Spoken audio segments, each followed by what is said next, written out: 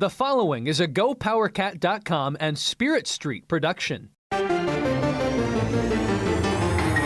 You've discovered your link to GoPowercat.com's Powercat Recruiting Podcast, presented by 24/7 Sports. And it starts right now.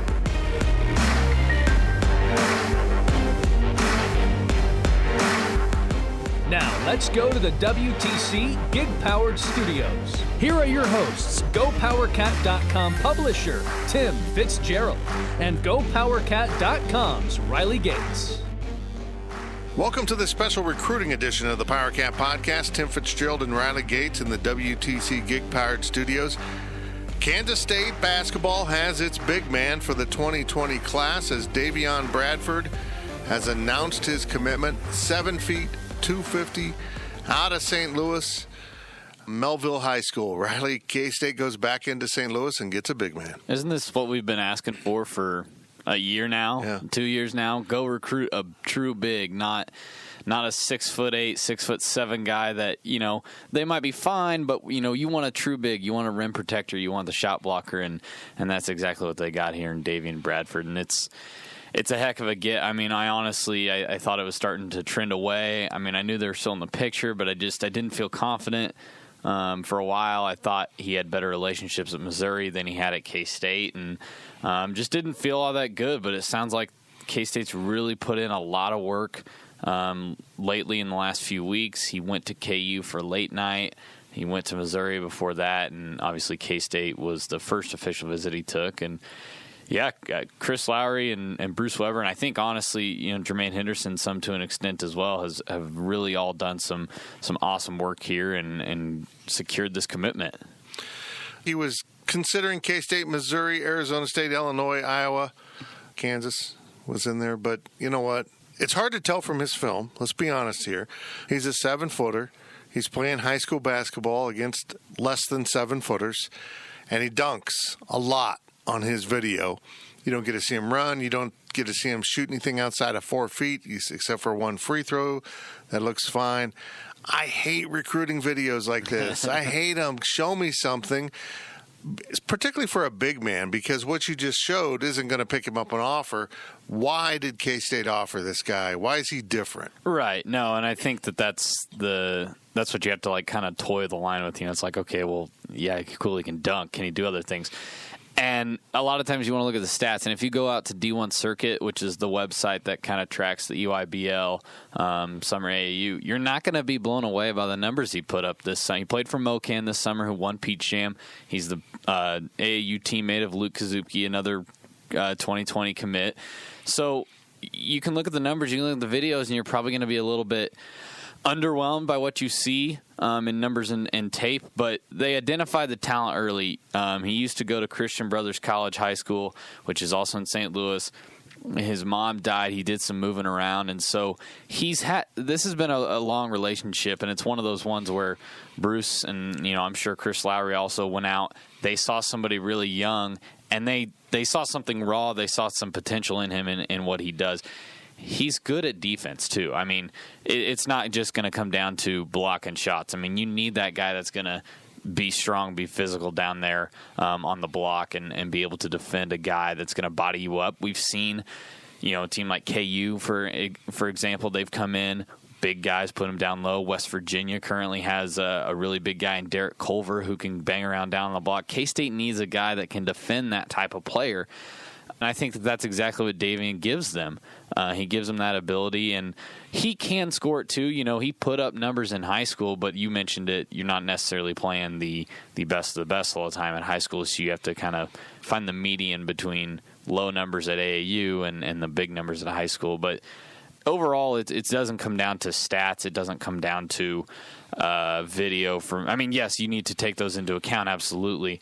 But this, for me, feels like it's another big win because it fills the spot that you needed. You needed this big win. Had to have it. You had to. You couldn't go another forward and guard recruit class. But the biggest thing is it's not just a big man. It's a big man that you've wanted for quite some time. And that's one of the things I have been, and I'm sure a lot of people have been very critical of Bruce Weber for recently, is it's okay, yeah, you got a guy, but he was probably your 4th or 5th pick. Of all the big men that they recruited for this class, he was probably in the top 3, I'd say. Yeah, they've settled a lot in their big man recruiting, or they've just kind of miscalculated. We'll hope this is different. Right. Let's hope he can get up and down the court and move in the way they need him to move. But again, you said it.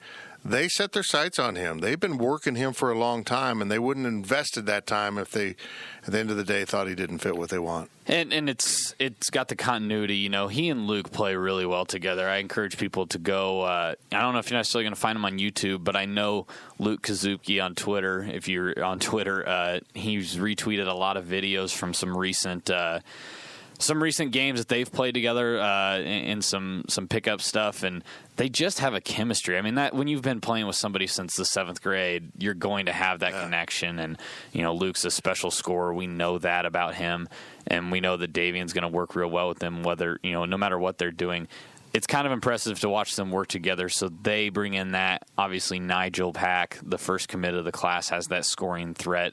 I thought it was really interesting when I talked to Davion, which is in a Q&A on the website for VIP subscribers. He said, we played Nigel, and people don't put 25 and 30 points on Mocan. We don't give up those kind of performances. And Nigel had, he said, 25 or 30 on them.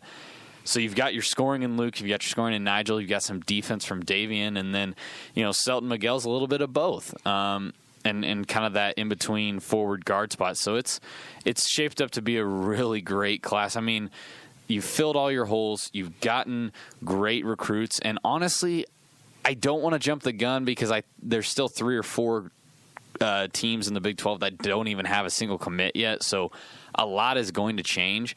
But I really think this could be a top 5, maybe even a top 4 class in the Big 12 when it's all said and done. This is a really impressive class. Well, backing up the 2019 class with this class, it certainly looks like Bruce Weber and Chris Lowry and the coaching staff have things rolling on the recruiting trail consistently right now for the first time. They've been up and down on recruiting, a lot of settling, a lot of reaching at times.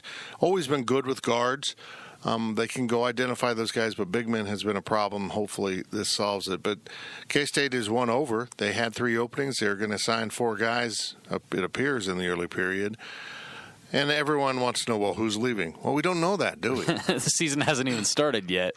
You can just look at almost any program, and there's attrition.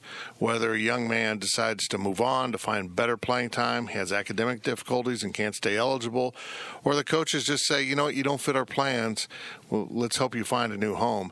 It happens almost every year in almost every program. So you're almost wise to sign one over, aren't you? Yeah, and last year we went through this same song and dance. We were trying to anticipate who would probably leave the program, who would open up a scholarship, things like that. And, we constantly were like, okay, well, James Love fits that role. Maybe Nigel Shadd fits it because they hadn't been playing a lot. We didn't anticipate it being Austin Trice to leave the program. A couple years back, we didn't anticipate it being Ahmad Wainwright who would get involved in some things, then have to leave the program. You never know what's going to happen. It could happen in December, like what happened with Dante Williams a few years back. It could happen in May. I mean, whenever it happens, it's going to work out just fine. If they signed 3 more commits in this class, it would work out somehow. I'm not saying they're going to sign 3 more commits, but they're going to make it work. So don't hit the panic button. Yes, they're 1 over the scholarship limit. Everybody's aware of that, but it's going to solve itself out in time, and none of these commits will have to back off their commitment because there's no room for them. And they may not be done. We were intrigued as the week went on.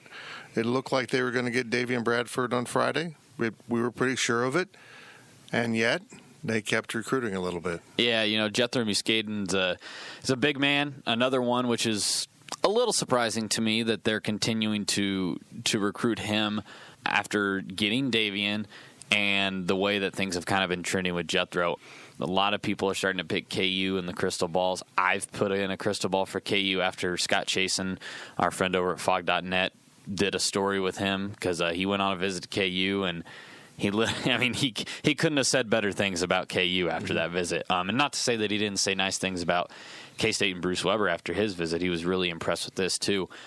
He's a very talented big man who came onto the scene late. He transferred from Sunrise and now goes to Aspire out in Louisville, and he's just straight. I mean, he's blown up. I mean, it's ridiculous how he's gone from we had to make a profile for him because he was so underused at Sunrise, and now he's got 4-star status in the composite ratings and Power 5s all over him. Bruce was in to see him this week along with Chris Lowry.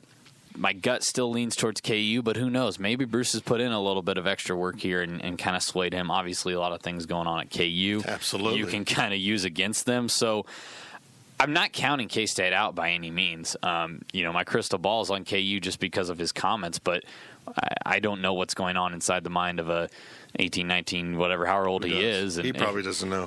Exactly. And so I don't know when a commit's coming for him, but it could probably be here in the next week or two, maybe 3 weeks.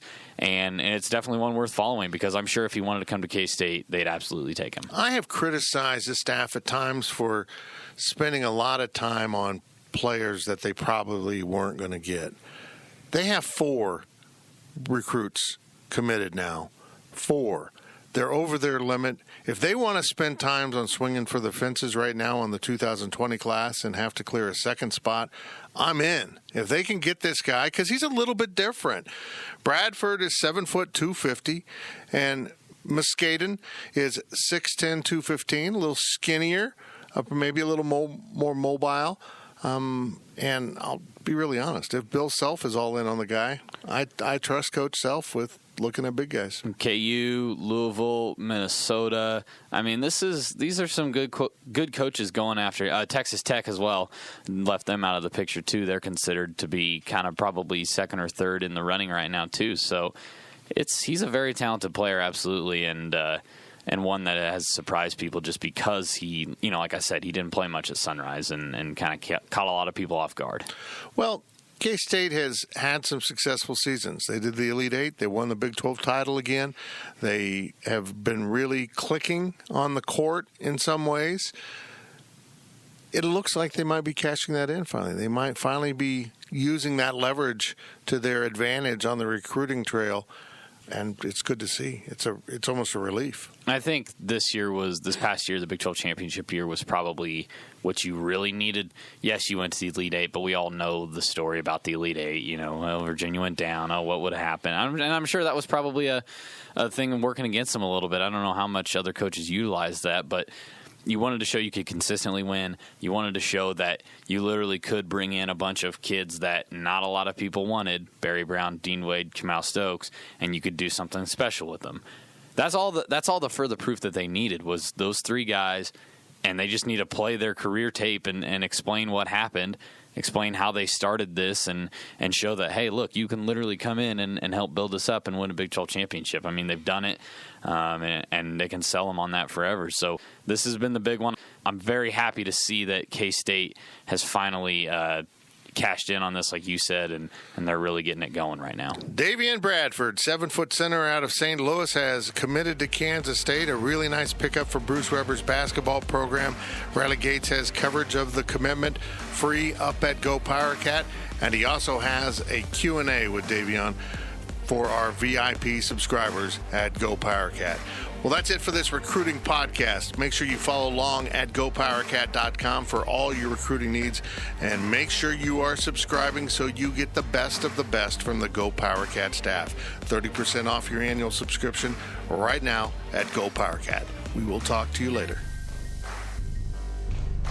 You've been listening to the Powercat Recruiting Podcast, presented by 24/7 Sports. Powercat Podcast. All rights reserved. GoPowercat.com and Spirit Street Publishing.